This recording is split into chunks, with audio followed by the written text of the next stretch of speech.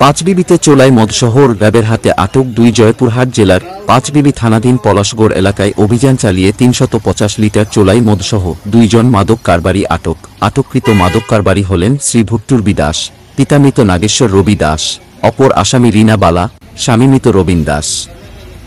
উভয়ের শান পলাশগড় থানা, পাঁচবিবি, জেলা জয়পুরহাট। গ্রেফতারকৃত আসামি ভুট্টু ও রিনা বালা এলাকার চিহ্নিত মাদক কারবারি। আসামিদ্বয়কে প্রাথমিক জিজ্ঞাসাবাদে জানা যায়, ভুট্টু রিনা বালা দীর্ঘদিন ধরে লোকচক্ষুর আড়ালে নিজ বসত বাড়িতে অবৈধভাবে চোলাই মদ উৎপাদন করত। পাঁচবিবি থানাধীন বিভিন্ন এলাকার যুবকদের নিকট ৫০ টাকা ও ১০০ টাকা করে ছোট ছোট বোতলে বিক্রয় করে আসছিল। শনিবার গোপন সংবাদের ভিত্তিতে উক্ত আসামিদ্বয়কে চোলাই মদ ক্রয় বিক্রয়ের সময় জয়পুরহাট জেলার পাঁচবিবি থানাধীন পলাশগড় এলাকা থেকে ৫ সিপিসি ৩-এর আভিযানিক দল ভুট্টু ও রিনা বালাকে আটক করে। বিস্তারিত দেখুন জয়পুরহাট প্রতিনিধি আব্দুল কাইয়ুমের পাঠানো প্রতিবেদনে।